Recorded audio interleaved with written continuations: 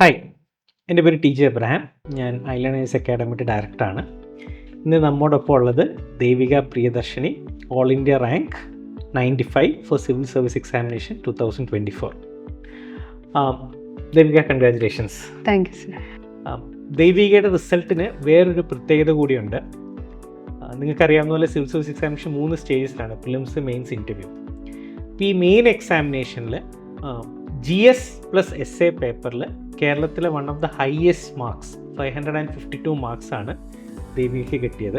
Okay, അത് ഒരു huge accomplishment ആണ്. നിങ്ങൾക്കറിയാവുന്ന പോലെ മെയിൻ എക്സാമിനേഷൻ റിട്ടൺ എക്സാമിനേഷനാണ്.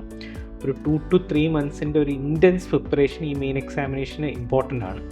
ഇന്നത്തെ ഇൻ്റർവ്യൂവിൽ ദേവികയുടെ മെയിൻ എക്സാമിനേഷൻ്റെ സ്ട്രാറ്റജീസും ദേവിക ഫോളോ ചെയ്ത ടെക്നിക്സാണ് നമ്മൾ ഡിസ്കസ് ചെയ്യുന്നത്. തുടങ്ങാം ദേവിക. എനിക്കൊന്ന് റാങ്ക് ലിസ്റ്റിൽ കയറുന്ന കുട്ടികളെ എന്നാൽ കയറാൻ ബുദ്ധിമുട്ടാവുന്ന കുട്ടികളെ ഡിഫറൻഷ്യേറ്റ് ചെയ്യുന്നത് ഈ ഒരു നോട്ട് മേക്കിംഗ് ആണ്.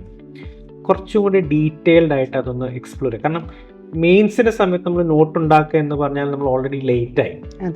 അപ്പോൾ നമ്മൾ പ്രിലിംസിൻ്റെ സമയത്ത് നമ്മൾ ക്ലാസ്സിൽ അതായത് നമ്മൾ ക്ലാസ് അറ്റൻഡ് ചെയ്യുമ്പോൾ നോട്ട് ഉണ്ടാക്കുന്നുണ്ട്. പിന്നെ ചിലപ്പോൾ നമ്മൾ കറണ്ട് അഫയേഴ്സ് വായിക്കുമ്പോൾ നോട്ട് ഉണ്ടാക്കുന്നുണ്ട്. പിന്നെ നമ്മളിത് വീണ്ടും എന്ത് ചെയ്യുന്നുണ്ട്, ക്രിസ്പർ ആക്കുന്നുണ്ട്. ദേവിക ഫോളോ ചെയ്ത പ്രോസസ്സ് കുറച്ചധികം ഡീറ്റെയിൽഡ് ആയിട്ട് നമ്മുടെ ഓഡിയൻസിനൊന്ന് ഷെയർ ചെയ്യാം. Yes sir.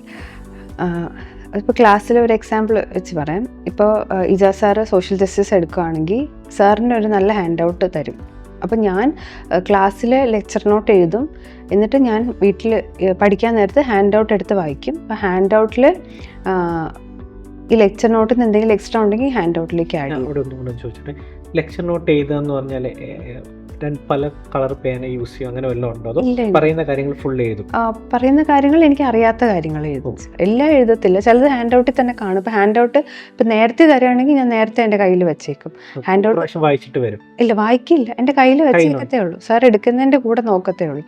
എന്നിട്ട് ഞാൻ ചെയ്യുന്നത്, ഇപ്പോൾ ഈ ലെക്ചർ നോട്ട് ഹാൻഡ് ഔട്ടിലേക്ക് ആഡ് ചെയ്യും. ചിലപ്പോൾ ഹാൻഡ് ഔട്ടിൽ കുറേ എക്സ്ട്രാ കാര്യങ്ങളുണ്ടെന്ന് എനിക്ക് തോന്നിയാൽ ഞാനത് എൻ്റെ റിട്ടൺ നോട്ടായിട്ട് എഴുതും. ഇപ്പം സാറ് തന്ന നോട്ട് വളരെ ക്രിസ്പായിരുന്നു. അപ്പോൾ അതിൽ ഞാൻ കൂടുതൽ ഹൈലൈറ്റ് ചെയ്യുകയാണ് ചെയ്തത്. ഞാനത് സെപ്പറേറ്റ് എഴുതിയിട്ടില്ല, എത്തിക്സിൻ്റെ നോട്ട്. അപ്പോൾ ഈ നോട്ട് സെറ്റ് ചെയ്ത് വെക്കും ക്ലാസ് കഴിയുന്നതിൻ്റെ അന്ന് ഈവനിങ്. എന്നിട്ട് പ്രീവിയസ് ഇയർ ക്വസ്റ്റ്യൻ പേപ്പർ എടുത്ത് നോക്കും. ഓൾറെഡി സിലബസ് നോക്കിയിട്ടുണ്ട്. Previous year question paper, previous year questions compilation വാങ്ങിച്ചു വെച്ചിട്ടുണ്ട്. അപ്പം സോഷ്യൽ ജസ്റ്റിസിൽ ഏതൊക്കെ ക്വസ്റ്റ്യനാണ് വന്നിട്ടുള്ളത്, ഇപ്പം അന്ന് പഠിപ്പിച്ചത് വിമൺ ആണെങ്കിൽ വിമൺ എന്ന ടോപ്പിക്കിൽ ഏതൊക്കെ ക്വസ്റ്റ്യനാണ് വന്നിട്ടുള്ളത്, ആ ക്വസ്റ്റ്യനൊക്കെ ആൻസർ എഴുതാനുള്ള നോട്ട് എൻ്റെ കയ്യിൽ ഉണ്ടോ എന്ന് നോക്കും. അപ്പോൾ അതില്ലെങ്കിൽ ആ ടോപ്പിക്ക് ഒന്ന് നെറ്റ് സെർച്ച് ചെയ്തിട്ട് അതിൻ്റെ നോട്ട് കൂടെ ആഡ് ചെയ്ത് വെക്കും ഈ ഉള്ള നോട്ടിൽ.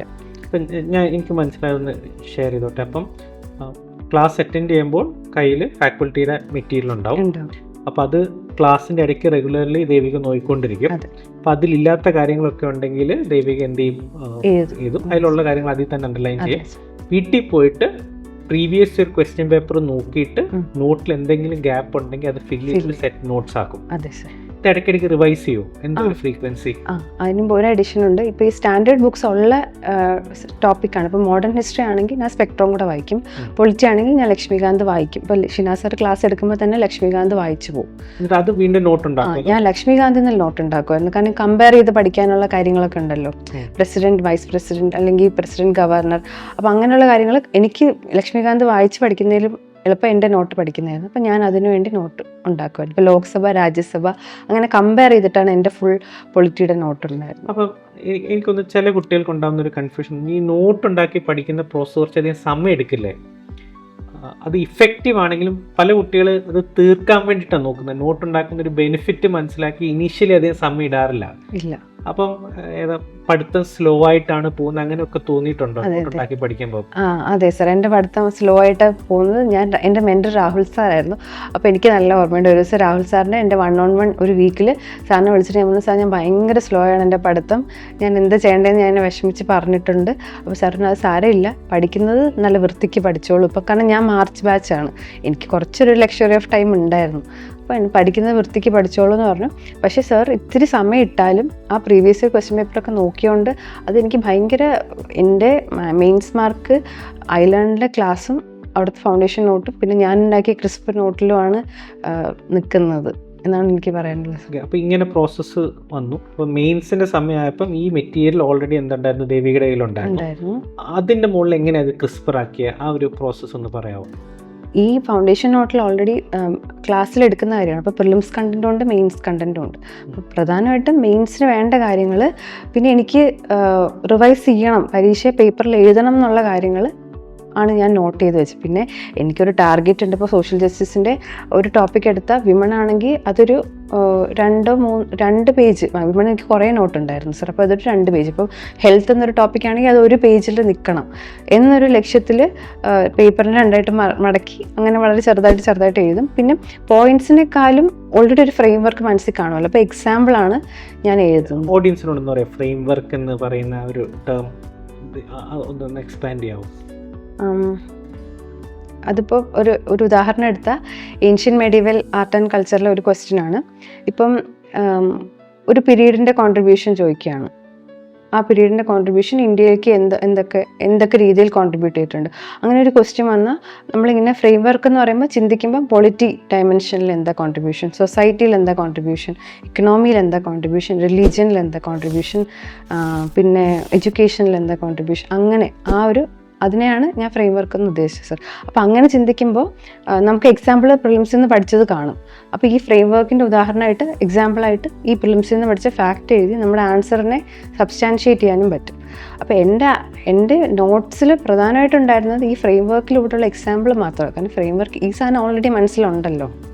അപ്പോൾ എൻ്റെ ഫൗണ്ടേഷൻ നോട്ടിനെ ക്രിസ്പിയർ ആക്കുന്നതിലൂടെ ഞാൻ ഉദ്ദേശിക്കുന്നത് ഇതാണ്. ഈ പോയിൻറ്റ്സ് ഒരു ലൈൻ ഒക്കെ കാണുള്ളൂ എക്സാമ്പിളായിട്ട്. കാരണം അത് 1-2 പ്രാവശ്യം റിവൈസ് ചെയ്തിട്ടുണ്ട്. സാറ് നേരത്തെ ചോദിച്ചത് എൻ്റെ റിവിഷൻ്റെ സ്കെഡ്യൂൾ സാറ് ചോദിച്ചിരുന്നു. അത് ഞാൻ സെപ്പറേറ്റ് ആയിട്ടൊരു സ്കെഡ്യൂൾ ഉണ്ടാക്കിയിട്ടേ ഇല്ല. ഞാൻ മുമ്പൊക്കെ പറഞ്ഞ പോലെ ഐലാൻഡിലെ പ്രിലിംസ് ക്ലാസ് ടെസ്റ്റ് വരുമ്പോൾ എൻ്റെ ക്ലാസ്സിൽ പഠിക്കുന്നു, അന്നിരുന്ന് പഠിക്കുന്നു. അത് കഴിഞ്ഞിട്ട് പിന്നെ പഠിക്കുന്നത് പ്രിലിംസ് ക്ലാസ് ടെസ്റ്റിന് വേണ്ടിയിട്ടും, അത് കഴിഞ്ഞിട്ട് അടുത്തത് മെയിൻസ് ക്ലാസ് ടെസ്റ്റിന് വേണ്ടിയിട്ട് പഠിക്കും. ഈ ഒരു സെറ്റ് ഓഫ് റിവിഷൻസ് ആണ് ചെയ്യുന്നത്. അത് കഴിഞ്ഞിട്ട് പ്രിലിംസ് ടെസ്റ്റ് സീരീസിനാണ് പിന്നെ പഠിച്ചത്. ഇങ്ങനെയായിരുന്നു റിവിഷൻ ചെയ്തിരുന്നത്.